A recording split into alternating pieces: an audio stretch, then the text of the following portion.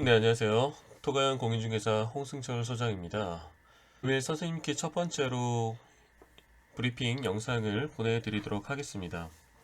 영상 내용 중에는 교육적인 부분도 있기 때문에 유튜브 다른 구독자분들도 그런 교육적인 부분 함께 공유할 수 있도록 같이 말씀 나눠보도록 할게요.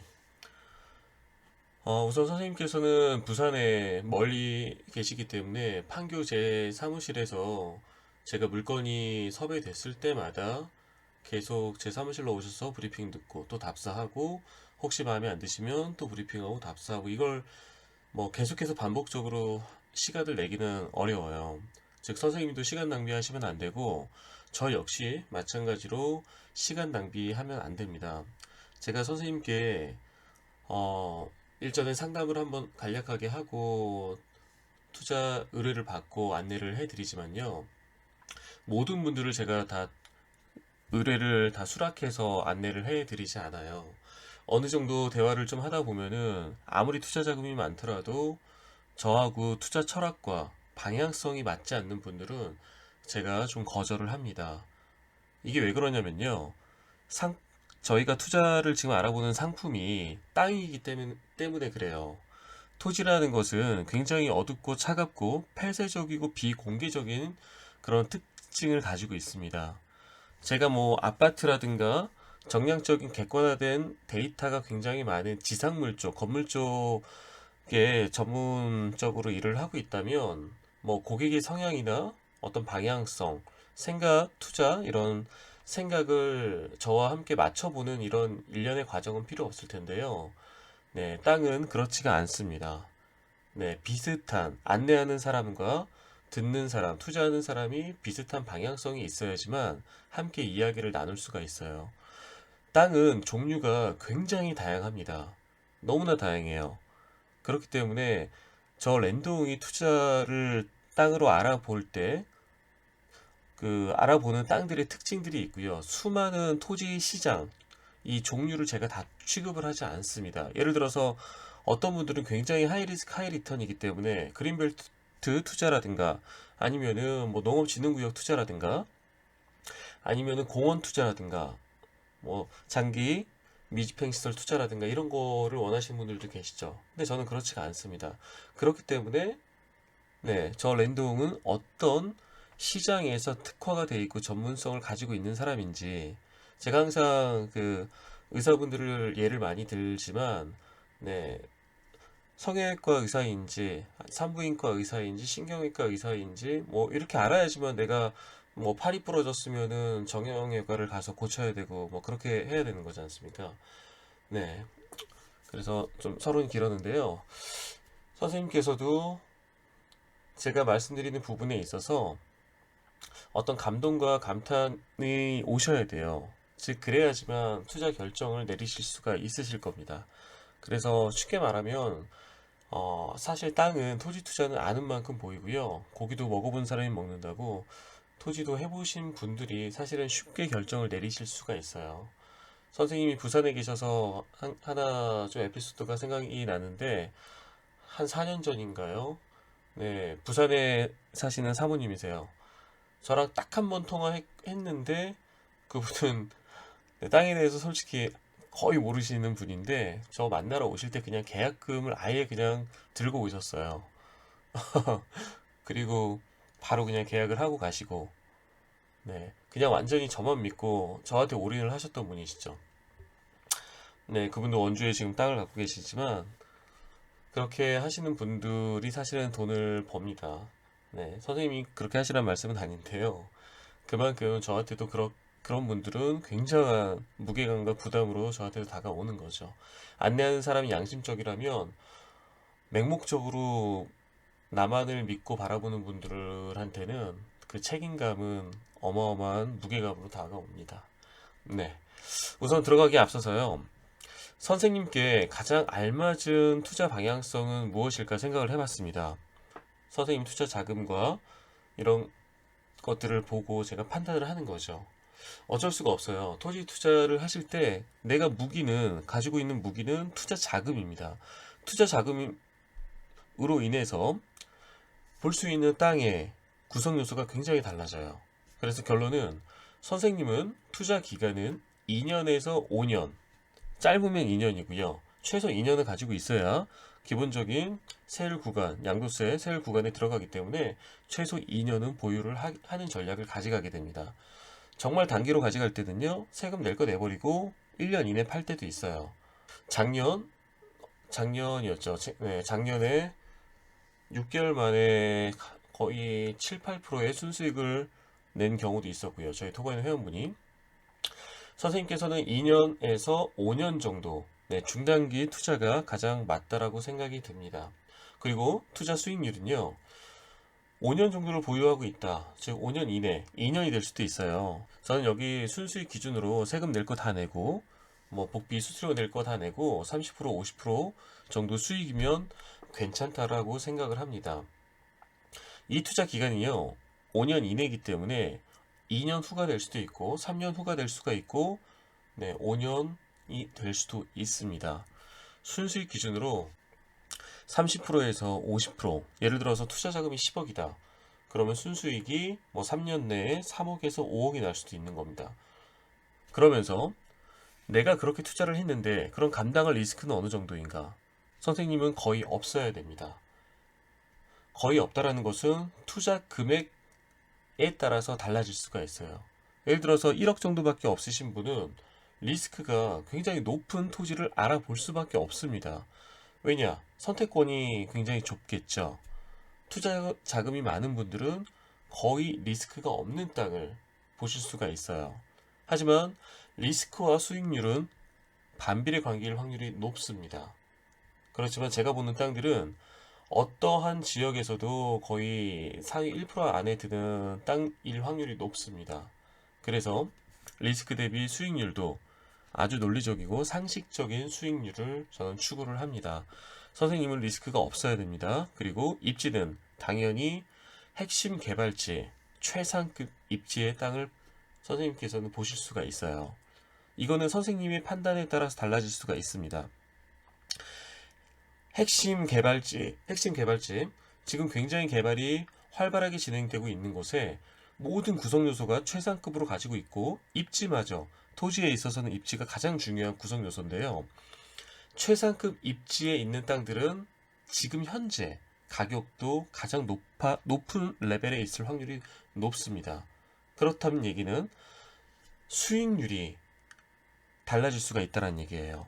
즉 선생님께서 최상급 입지만이 아니라 나는 최상급 입지보다는 한 단계 밑에, 또 그보다 밑에, 아니면 좀 더 멀리 떨어진 곳, 이렇게 바라보시는 기준들이 달라질 때마다 가격은, 애초에 매입하는 매수 가격은 낮을 확률이 높기 때문에 수익률은 커질 수가 있는 거죠. 거기에 따라서 리스크는 동반돼서 올라갈 수도 또 있는 거고요.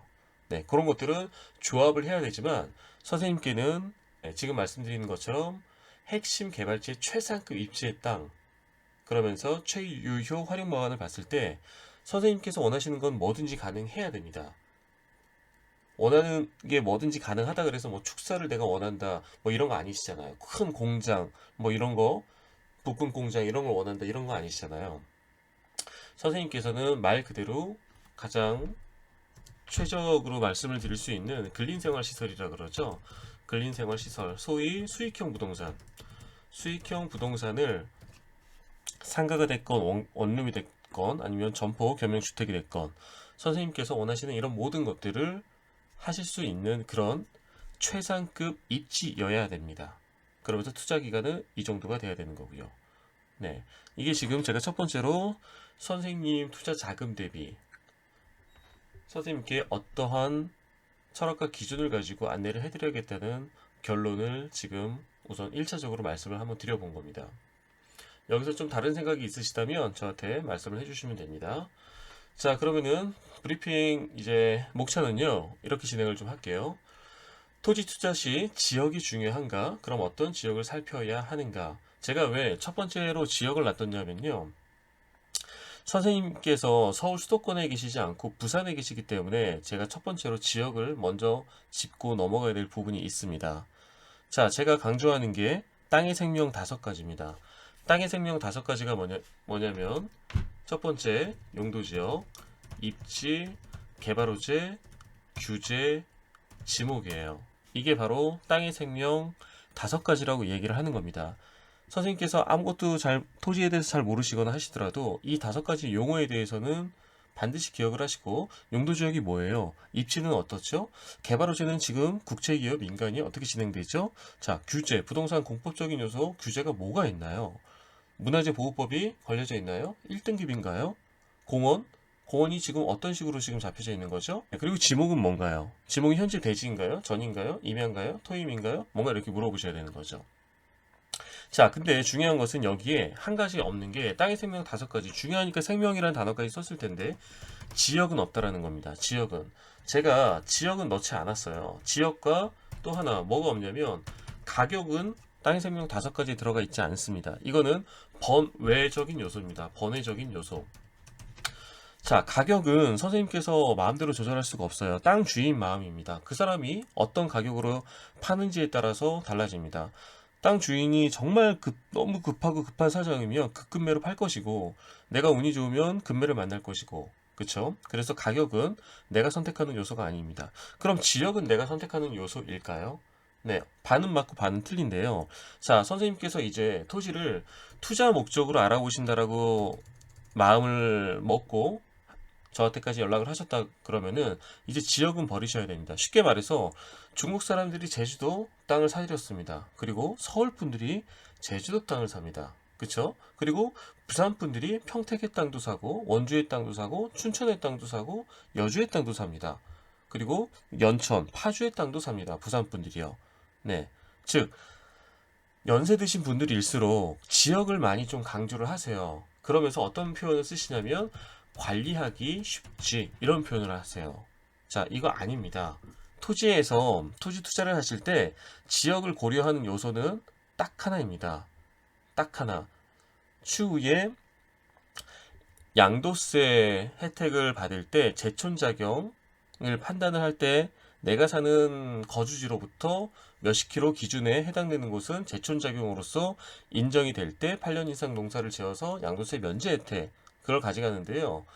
네, 그거 할 때만 지역이 중요한 것이, 그 외적으로는 보세요. 서울 사람들이 제주도 땅 사고, 제주도 사람들이 이번에 파주에, 고성에, 연천에 이런 데 땅 샀지 않습니까?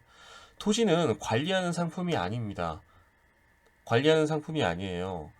네, 거기서 크게 뭔가가 달라지지가 않습니다. 자, 이제 선생님께서도 지역을, 선생님이 부산에 사시기 때문에 내가 부산에서 1시간 거리에 있는 땅을 알아봐야지만 내가 관리하기 쉽지. 자, 관리 안 합니다. 하실 게 없어요. 실제 농지 취득 자격 증명원, 전답 과수원 등 선생님께서도 대부분은 농지를 보시게 될 텐데요. 그렇다고 해서 지자체에다가 내가 농지를 매입을 할 때 농지 취득 자격 증명원을 발급을 받아서 허가를 받지만요. 농사를 짓는다라고 선생님께서 그렇게 내시기는 하지만 실질적으로 농사도 짓는 건 아니시잖아요. 그쵸? 그래서 부재지주 땅들이 굉장히 많은 건데, 그런 것들도 다 실무에 가서는 해결 방법들이 다 있습니다. 어떻게 모든 사람들이 전국적으로 먼 거리에 있는 땅을 다 농사를 짓고 하는 경우가, 네, 없겠죠. 현실적으로도요. 자, 이제 정리하겠습니다. 선생님께서는 지역을 이제 중요시 하신다면, 지금까지 했다면 그 생각은 버리셔야 돼요. 저한테 평택의 땅을 처음 말씀을 하셨습니다. 자, 여기서 선생님께도 제가 느끼시는 것이 뭐냐면, 아, 선생님은 지역을 크게 중요하게 여기시는 분은 아니시구나. 자, 선생님께서도 당연히 평택을 언급을 하셨다는 얘기는, 네, 다른 분들과 거의 95%에 해당되는 이제 초보 투자자분들처럼 선생님도 이런 개발 호재, 이런 것들에 1차적인, 네, 관심을 보이셨고, 이것 때문에 평택이라는 도시를 언급을 하셨다고 보여집니다. 네, 기본적으로 평택 굉장히 핫한 개발지고, 전국에서, 네, 누구나 알아주는 개발지입니다. 네, 그래서 제가 선생님께 지역적인 부분을, 이제 이 지역적인 부분에 있어서 한번 언급을 한번 해드렸고요. 선생님께서는 이제 이런 땅을 보셔야 돼요. 뭐냐면 정부 주도로 적극적 지원을 해주는 곳. 자, 이게 포인트입니다.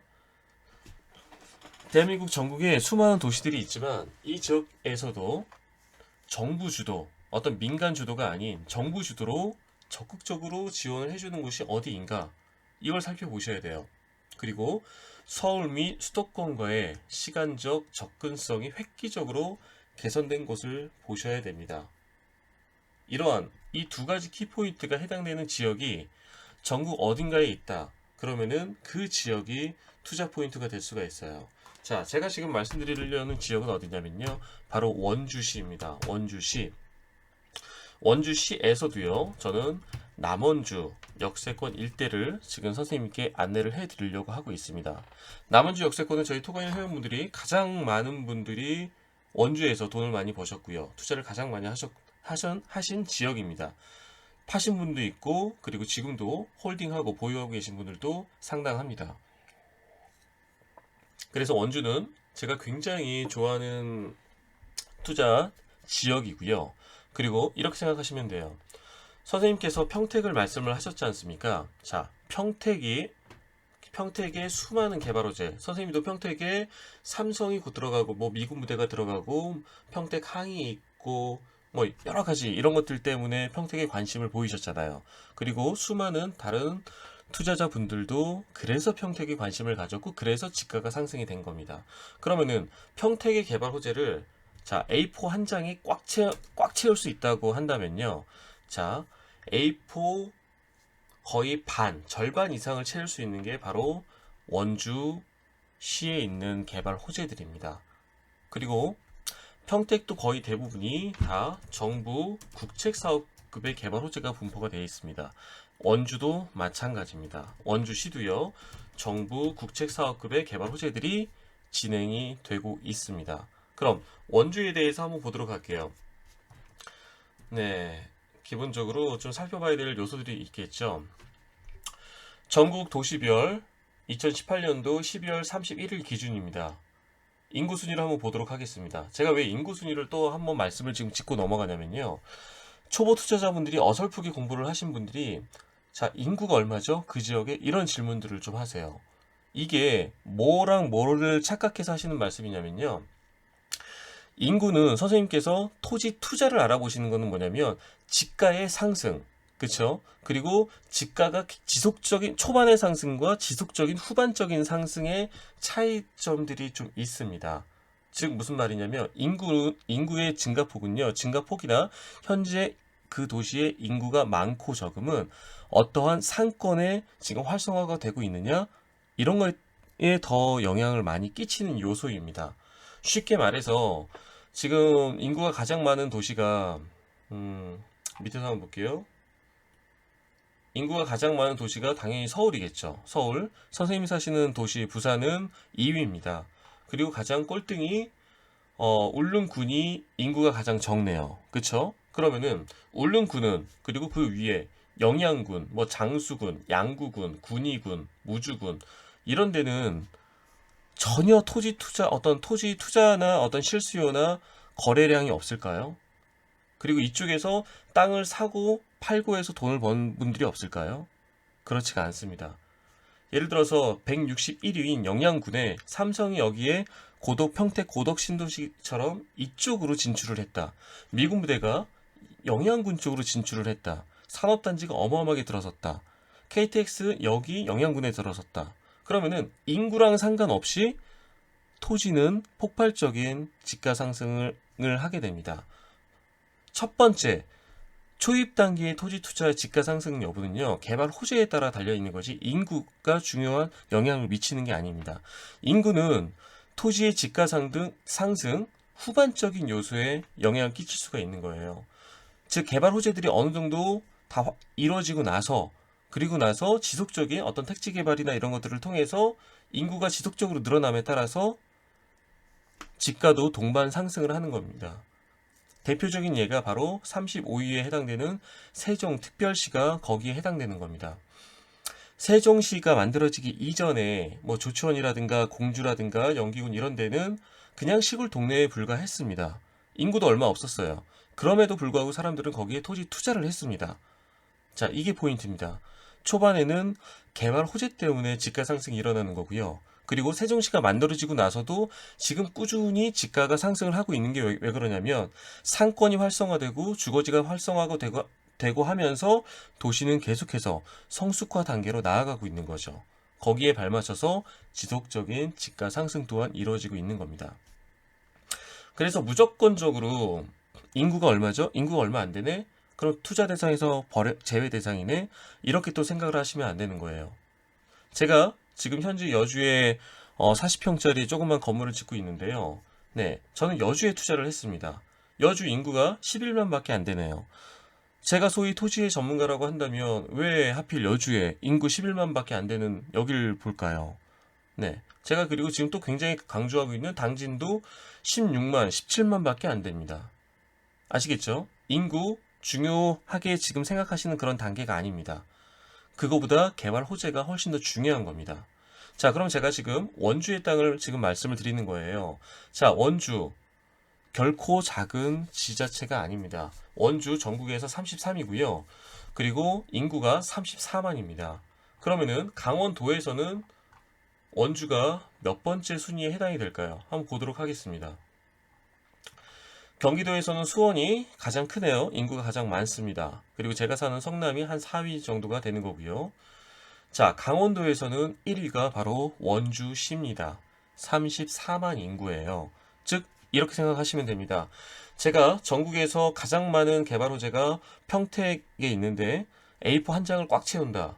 근데 A4 절반 정도를 채울 수 있는 데가 바로 원주라고 말씀을 드렸습니다. 근데 원주시는 바로 강원도에서 가장 핵심적인 메인 입지에 있는 중추적인 요지 중의 요지, 인구가 가장 많은 도시입니다. 즉, 지금은 제4차 국토종합개발 수정계획으로서 전국토의 균형개발이 모토입니다. 그러면은 경상북도, 강원도, 그리고 뭐 이렇게 충청남도, 충청북도, 전국에 굉장한 도시들이 많은데 이 도시들 중에서도 균형 개발을 할 때 어디를 먼저 가장 핵심적인 지원과 개발의 방향성 포커스가 맞춰질까요? 그 충청북도에서도 첫 번째 도시, 전라북도에서도 첫 번째 도시, 이쪽이 훨씬 더 현재 인구도 분포도 많을 뿐더러 개발의 압박도 더 심할 겁니다. 바로 그런 곳이 지금 원주시를 말씀을 드리는 겁니다. 이제 선생님께서는 원주시에 대해서 한 번도 방문을 안 해보셨거나 잘 모르셨다고 하신다면 생각을 이제 좀 바꾸셔야 됩니다. 자, 평택의 버금가는 평택은 수도권에 해당이 되는 도시죠. 경기도에 해당이 됩니다. 평택은 어디 있죠? 네, 경기도에서도 10위권에 해당이 되는 겁니다. 그런데 원주는 바로 강원도의 제1 넘버원 도시가 되는 겁니다. 자, 제가 이제 지역의 중요성 버리라고 말씀을 드렸고요. 지역이 중요한 게 아니라 어떤 지역에 무슨 일이 벌어지고 있는가입니다. 근데 제가 바로 원주를 선생님께 말씀을 드리는데 원주가 어느 정도의 중요성과 그리고 전국적인 도시에 있어서도 어떠한 이런 무게감을 갖고 있는지 한번 설명을 한번 드렸습니다. 자, 그러면 원주에서 대체 무슨 일이 벌어지고 있는가를 돌아가서 다시 한번 말씀을 한번 드리도록 할게요. 한번 자르고 두 번째 영상에서 다시 가도록 하겠습니다.